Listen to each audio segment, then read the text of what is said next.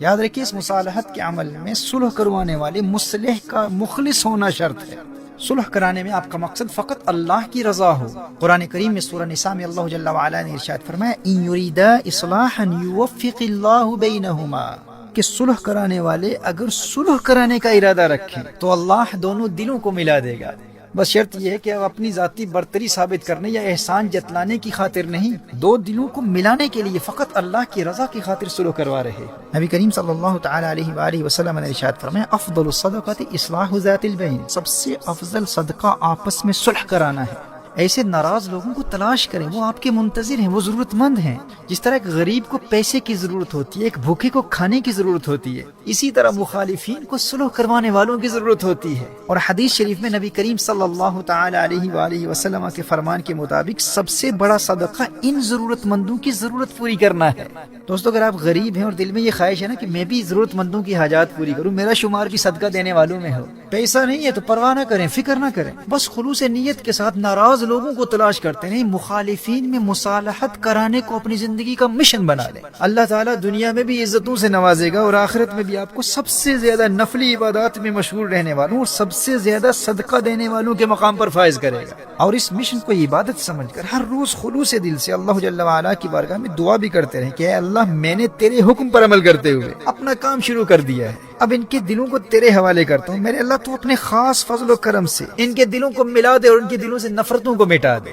مصالحت کے عمل میں دعا کی بڑی اہمیت، اور اس میں ایک شرط یہ بھی ہے کہ آپ کا دل بہت بڑا ہو، کیونکہ جب آپ صلح کروانے کی کوشش کریں گے نا تو شروع میں لوگ آپ ہی کے مخالف ہو جائیں گے۔ تو یہاں اس حقیر فقیر کی یہ بات یاد رکھیے گا کہ روشنی پھیلانے کے لیے موم بتی کو سب سے پہلے خود جلنا پڑتا ہے۔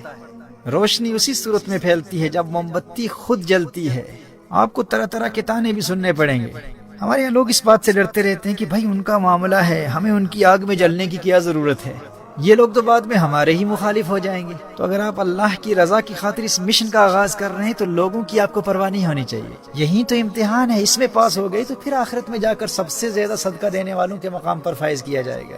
یہ مرتبہ صلح کرانے والے مخلص مصلح کو ملتا ہے۔ اور یاد رکھیے سب سے بڑا بدبخت اور بے غیرت طبقہ وہ ہے جو بجائے دو مخالفین کے مابین صلح کرانے کے ان کے دلوں میں نفرت کی چنگاری کو مزید بھڑکانے کا کام کرتے ہیں۔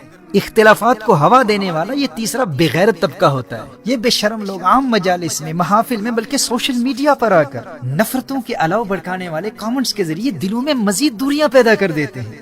یہ تو اپنی ذاتی دشمنیاں نکالنے کے لیے، اپنی تسکین نفس کے لیے کامنٹ کرتے ہیں، لیکن انہیں شاید اندازہ نہیں ہوتا کہ ان کا وہ ایک کامنٹ کتنی زندگیوں کو برباد کر دیتا ہے۔ ایک کامنٹ کے ذریعے اہل علم کے معتقدین کے دلوں میں اتنی نفرتیں پیدا کر دیتا ہے۔ ان کا تو ایک کامنٹ تھا نا، لیکن پھر برسوں نہ ان قائدین میں اتحاد ہوتا ہے، نہ ان کے متبعین میں اتحاد ہوتا ہے۔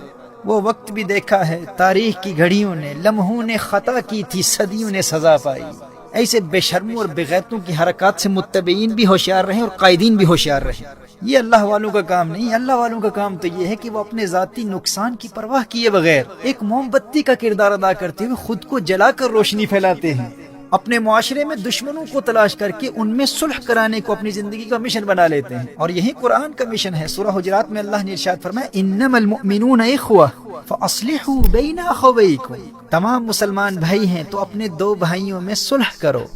اس حوالے سے علم نفسیات کی روشنی میں ہیومن ٹیمپرامنٹس پر میرے انگلش میں ڈیٹیل لیکچرز ہیں، اور وہی لیکچر جلد اردو میں بھی نشر کیے جائیں گے۔ اور ہیومن سائیکالوجی کی روشنی میں انسانی مزاج کی 4 قسموں کو سمجھ کر دو مخالفین کے مزاج کو مد نظر رکھتے ہوئے ان کے باہمی اختلافات و تنازعات کو ختم کرنے کا پریکٹیکل طریقہ کیا ہے، اس پر بھی ہیومن ٹیمپرامنٹس انسانی مزاج کے عنوان سے تفصیلی کلام کیا جا چکا ہے۔ اور مصالحت کے اس مشن میں آپ ان لیکچر سے بھی کافی حد تک رہنمائی حاصل کر سکتے ہیں۔ اور ذاتی زندگی میں بھی، آپ کی عائلی زندگی، آپ کی کاروباری اور معاشی زندگی میں بھی یہ لیکچرز آپ کے لیے بہت مفید ہوں گے۔ خدمت خلق کے تحت ہمارے اسلاف، ہمارے اکابرین اور ہماری تحریک کے ہر کارکن کا یہی مشن ہے، اپنی اپنی حیثیت کے مطابق ناراض لوگوں کو تلاش کر کے ان میں صلح کرانے کو آپ بھی اپنی زندگی کا مشن بنا لیں۔ فقیر کا تو یہی مشن ہے، میں پیار کی دولت بانٹتا ہوں، مجھے حکم ہے دل تسخیر کروں، شاید کوئی سننے والا ہو صحرا میں کھڑا تقریر کروں، شاید کوئی سننے والا ہو صحرا میں کھڑا تقریر کروں۔